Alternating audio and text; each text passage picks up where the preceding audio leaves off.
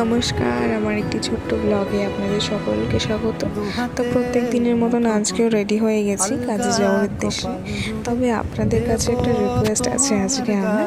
সেক্ষেত্রে হলো প্রতিদিনের ব্যস্ত কাজের মধ্যেও তো আমার দিনের যেই ছোটোখাটো খুঁটিনাটি জিনিসগুলো আপনাদের সাথে শেয়ার করি।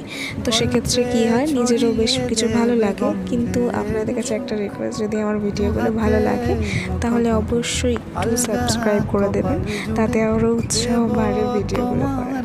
তো যাই হোক, সকাল সকাল আমি অফিসে চলে এসেছি। আজকেও বৃষ্টি হচ্ছিল, তো বৃষ্টির পার্টিতে আমরা সবাই মিলে পিৎজা আজকে পার্টি হয়েছে, যেটা অ্যাকচুয়ালি গরম ছিল, কিন্তু আমাদের রুমটা এসিতে থাকাতে খুব ঠান্ডা হয়ে গেছে।